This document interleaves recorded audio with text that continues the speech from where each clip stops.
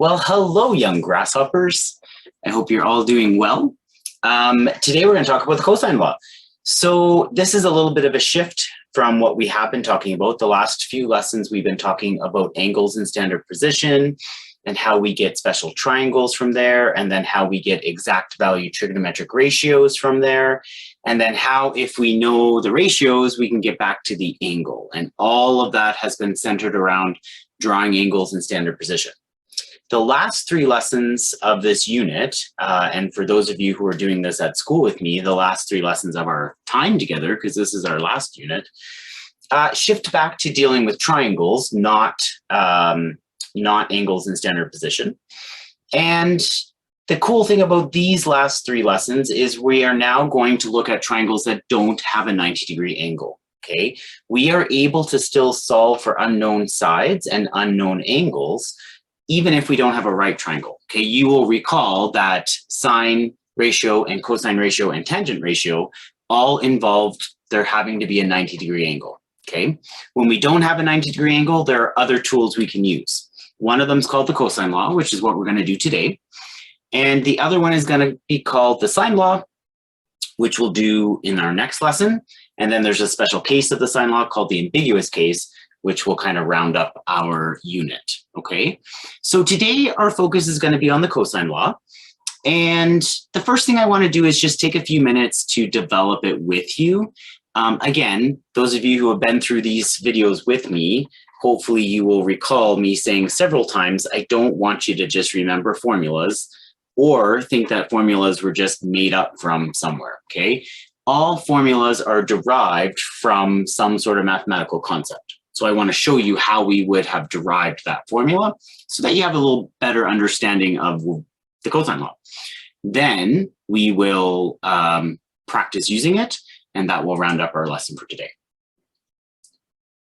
Okay, so for solving right triangles, we can either use the Pythagorean theorem when we know two of the side lengths, or we can use the primary trigonometric ratios. That was a hard thing to say. I'll try that again. Primary trigonometric ratios when we know one side and an angle. I'm just going to hide my big old head for a sec so that you guys who don't have the book with you can see that full paragraph. Okay. All right. However, we cannot use these tools when solving for non-right triangles. And by the way, non-right triangles are called oblique triangles. Okay. Oblique. All right. So here we're going to go consider the triangle ABC below.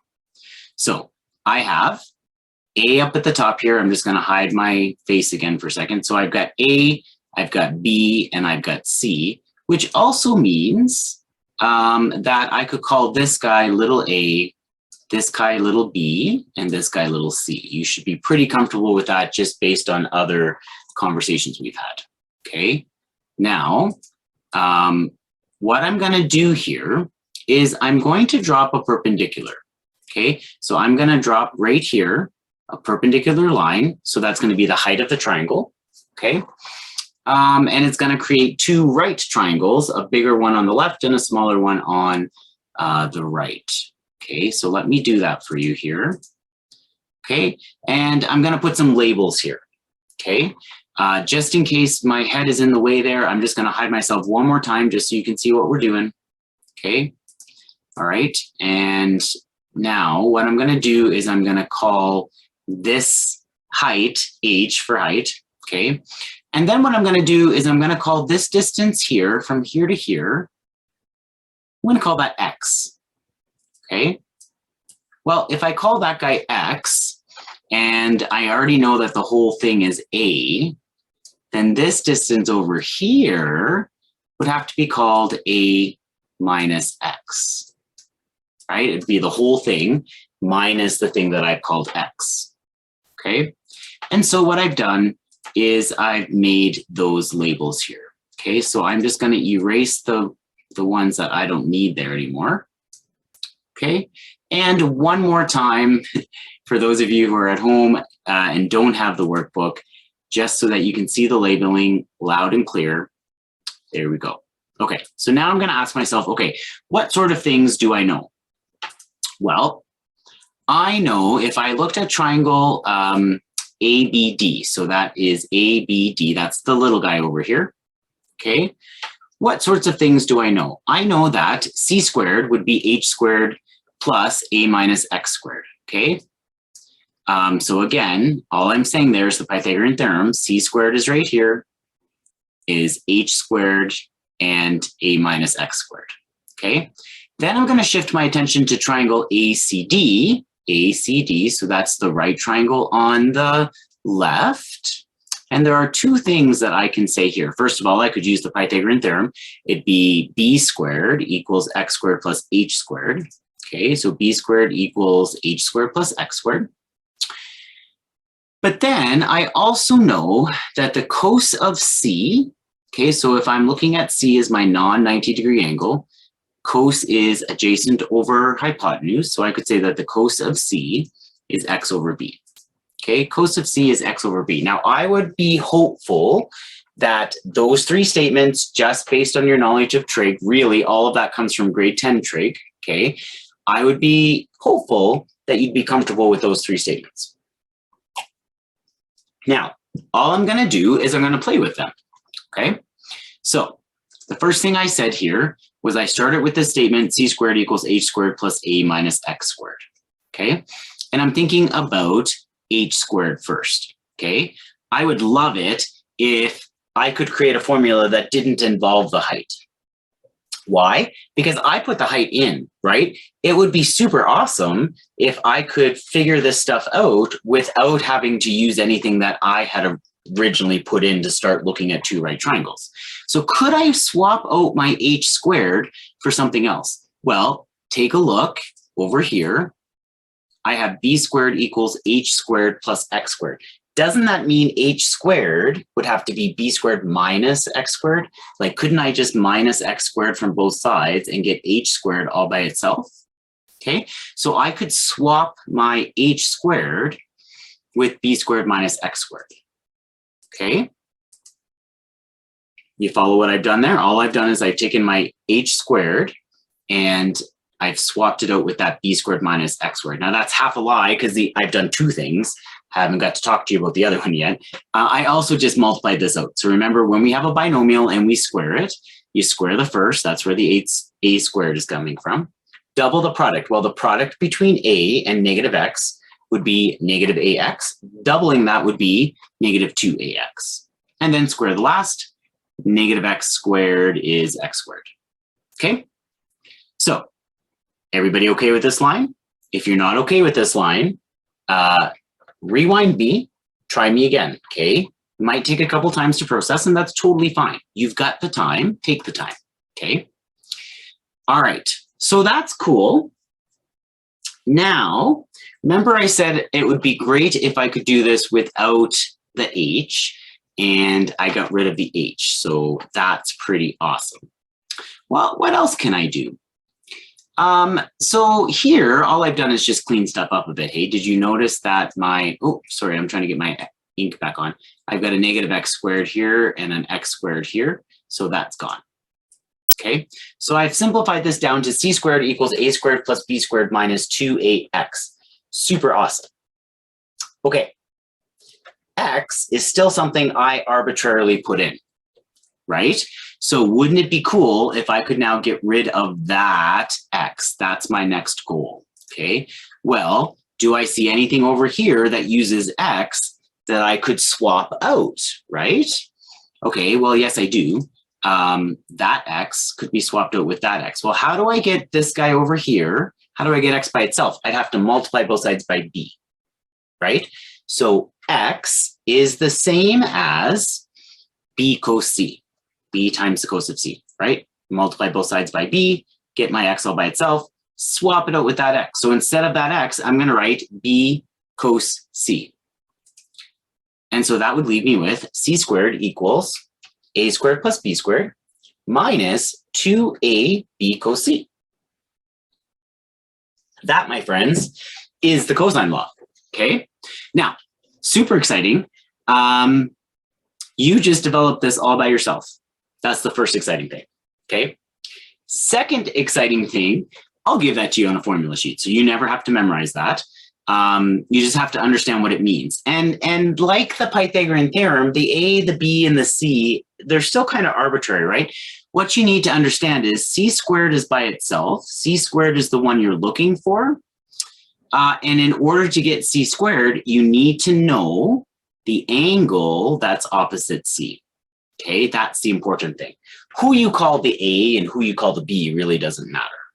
Okay, but what's important is you've got the length you're looking for paired with, its angle, its opposite angle there. Okay. Okay. Further exciting thing, did you notice a couple seconds ago I said the Pythagorean theorem, right? Well, doesn't this look like the Pythagorean theorem? Like, isn't this the Pythagorean theorem? Well, that's interesting. The Pythagorean theorem only works for what type of angle? This is where I'm envisioning you all yelling to me a 90-degree angle or right triangle, something like that. Okay, so if C was 90 degrees, I want you to grab your calculator and I want you to go cos of 90, and you're going to see that that's 0, right? And so when this whole thing becomes 0, this whole thing gets wiped completely out because 0 times anything is 0. When Pythagoras discovered the Pythagorean theorem, he was actually finding a special case of the cosine law. There was a special case of the cosine law where the angle was 90 degrees instead of some other acute angle. Okay, isn't that cool? Okay, so again, don't get stressed out. That formula, c squared equals a squared plus b squared minus 2ab cos c, will always be given to you, okay? All right, so now we want to try and start using it. So we can use the cosine law when we know two sides and the angle that's in between, okay? And that's known as SAS. So I have an angle in between two known sides. That's when I can use the cosine law, okay? All right, so let's try a couple of examples together. So our first example says the following. Two planes left an airport and are flying in different directions. The angle between their flight path is 47 degrees. 1 hour later, plane A has traveled 850 kilometers and plane B has traveled 900 kilometers. How far apart are the two planes at this time? Round the distance to the nearest kilometer. I'm just hiding myself so those of you who are at home can read the question. Okay, now what should I do? Well, the very first thing I should always do is draw a picture, right? I need to have a visual of what's going on. So I have two planes leaving an airport. Okay, I know the distance between their flight path is 47 degrees. And I know how long each flight path is, essentially. One flight path was 850 kilometers and the other flight path was 900 kilometers. So I'm looking at a diagram that looks like this, where this here is where the planes left. And then one plane traveled 850, one plane traveled 900, and you're being asked for this distance here, which is the distance the planes are now apart from each other, okay? I have side, angle, side. I have two sides and the angle in between them known. That's enough to get this other side, okay? It's the other side that's gonna have to be called C, right? Because I know it's opposite angle. So this is my C right here, or call it X, or call it A, or call it B. It doesn't matter what you call it, but what you have to remember is in that cosine formula, the cosine law, sorry, that would have to say that squared equals the other two squared minus 2 times the other 2 times the cos of 47, okay? So that would look like this. Okay, I'm gonna write the formula down and then I'm gonna plug in everything I know, okay?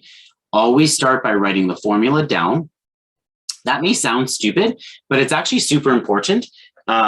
Lots of times we are trying to plug things in and trying to figure out the formula at the same time, and we transfer, our eyes go to the wrong formula in the middle of it, or we switch formulas or something like that. So it's always better to establish on your work the formula that you're going to use, then plug in all the things that you know, okay? So this would be the second line of work that I would want to see, where the first line is your actual formula. then here you can just type all this into your calculator exactly as you see it.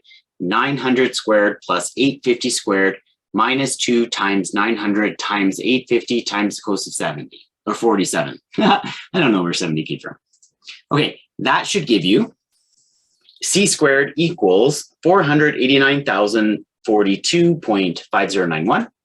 That's not the final answer, that's c squared. So now you're going to square root your answer, okay? Always try and do the stuff that you don't run into any rounding issues until the very end. So go second function square, that'll get you your square root, and then just put in answer, which for both Casio and TI would be second function, the negative button. Okay, second function, the negative button. You should arrive at 699.316.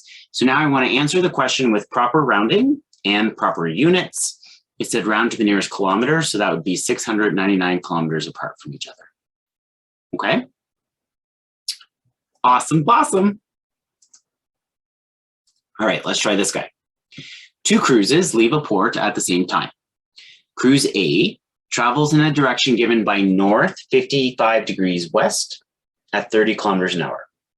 Cruise B travels in a direction given by south 63 kilometers west at 37 kilometers an hour.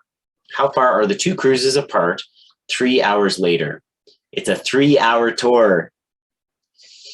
Most of you are not going to get that reference. Look up Gilligan's Island. Okay, round your answer to the nearest tenth of a kilometer. Now, for those of you at home who need to see the question, there you go. The next thing we need to talk about is what the heck does north 55 degrees west mean? Well, if you think about a compass for a sec, okay, this is north, east, south, west. So north 55 degrees west would actually refer to coming out like that, okay? So instead of going north, I'm going 55 degrees west of north, okay? And then south, 63 degrees west, would be coming out like that. So instead of going due south, I'm knocking myself 63 degrees west of south. So like the 63 would be here, and the 55 would have been here. Ooh, that was a really bad 5, sorry. Okay, now what I actually want is this angle in here, right? But I know that from here to here would have to give me 180 degrees. So I can easily now go 180 minus 55 minus 63, okay? Okay, so here's my drawing, a little neater. But that's exactly what I just showed you, right? There's the 55, there's the 63. Going 180 minus 55 minus 63 will give me 62 degrees. Now, some of you may be like, whoa, whoa, whoa, where did I come up with 90 and 111? Remember, it's a 3-hour tour. So if I was going 30 kilometers an hour for 3 hours, that's going to get me to 90 kilometers. Okay, if I was going 37 kilometers an hour for 3 hours, that's going to get me to the 111. Okay. All right, now I can very clearly see I've got side, angle, side. I've got the two sides and the angle in between. So I can use the cosine law to figure out this line right there. Okay, so it's going to be c squared equals a squared plus b squared minus 2ab cos c. I'm going to fill in everything I know. Really, the A and B don't matter. It's going to be 90 squared plus 111 squared minus 2 times 90 times 111 times cos of 62. Okay, you're going to type. Now, again, I know I say this every video, but you should be pausing me and doing this yourself, right? I'm hoping you're doing that. That's how you learn, right? Everything's easy when you watch somebody else do it, okay? Don't watch these videos and say, oh, yeah, I got that. You don't got it until you try it yourself, okay? Make sure you're trying it yourself. Okay, so the next line, when you type all that in, should give you 11,040.95818, and then you have to square root it, and that'll give you 105.076. So now I have to answer the question with the proper rounding and the proper units, and that's going to give me, the cruises are 105.1 kilometers apart from each other. Okay, cool. All right, there's another cosine law it's not another law, but we can rearrange the cosine law and figure out an angle instead of figuring out a side. Okay, and we can do this if we know all three sides. So that's called SSS for side, side, side. Okay, just for those at home who need those words. Okay, so here's how we're going to do it. We're going to start with the cosine law. And what I want to do is I want to work on it so that I get cos all by itself. Okay, well, to do that, I'm going to have to, well, there's actually a quick thing I can do, but I want to change color, sorry. Okay, so notice that this guy's negative already. So what I'm going to do is I'm just going to bring him over here so that he's positive, and I'll bring the c squared over here, and that'll become negative. Okay, so that's the first thing I'm going to do in my manipulation of this equation. So I brought the negative 2ab cos c over to the other side, so it became positive 2ab cos c.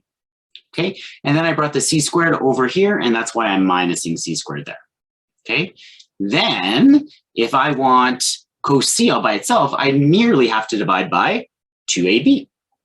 So that's going to give me cos c equals a squared plus b squared minus c squared all over 2ab. This, my friends, is the cosine law written in order to solve for an angle, assuming we know all three sides. And this, my friend, is also given to you on a formula sheet, so you don't have to memorize it, okay? All right, but we do need to practice it, and we need to know how to use it. So let's try that. Determine angle theta. Now, actually, I got excited and ahead of myself. I want to go back one. And I just want to say again, the A and B don't really matter. What matters is the angle that you're looking for. The opposite side of that angle is the side that gets subtracted. That's what you need to see there. Okay. All right. So let's take a look at this drawing, and we're going to find theta here. So right away, this guy needs to be the one I'm subtracting. That needs to be my C value. Okay, so I'm going to go cos of theta equals 15 squared plus 8 squared minus 11 squared all over 2 times 15 times 8. Okay, like so. Plugging in everything I know. Now, if you have a newer TI or you have a newer Casio, open up your fraction button first. It makes your life a whole lot easier. Then you can type exactly what's on the top and exactly what's on the bottom, and your calculator will simplify everything for you. If you have an older TI or a lower model Casio, so like the 9750 GIIs, what you would need to do is you would need to put this whole top in a set of brackets and then say divide, and then put the whole bottom in a set of brackets. Okay, so really important that you're doing this along with me to make sure you're actually able to put the right thing in your calculator in order to get the right answer. It really sucks if you actually knew what you were doing, but you put it in your calculator wrong. Okay. Okay, so that should give you cos c equals 7 over 10. So make sure you can get cos c is 7 over 10. Then that's not my answer, right? I want to know what c is, but I now know the cos of c. So I know the ratio for the adjacent over the hypotenuse. In order to get back to the angle, I would want to arc cos or inverse cos, however you like to say that, 7 over 10. So c equals the inverse cos of 7 over 10, and that will give you 45.6 degrees. 45.6 degrees, okay? Everything you see here, I would need to see in your work in order for you to get full value for the question, okay? So just be conscious of all the things I'm showing you. I don't show you anything just to show it to you, okay? I would expect you to show me all of these steps, including the cos to the -1 of 7 over 10. That's important, okay? All right, friends, let's summarize. So we are going to use the cosine law when I don't have a right triangle, and when I know all three sides, or when I know two sides and the angle in between them. If I know all three sides, that means I can find any angle, and I'd be looking at this formula here. If I know two sides and the angle in between them, then I'm looking for that third side, and I would be using this formula here. They are the same formula, just manipulations of each other, okay? And both of these would be given to you on a formula sheet, okay? All right, you got it. So those of you who are with me at school, this is your homework. Those of you who are not with me at school, make sure you do some homework. That's important. And all of you, please make sure you're connecting with me if you have any questions, okay? I don't want anybody to feel you're doing this alone. You got me at least, and I know you've got lots of other resources as well, so please use them, okay? All right, so I will see you again for the sine law next time, where we don't, in the sine law, we will have a pair known of an angle with its opposite side, and we can do cool stuff with that. But we'll wait on that till tomorrow. So I'll see you then. Until then, have a great day, guys. You got this. Take care.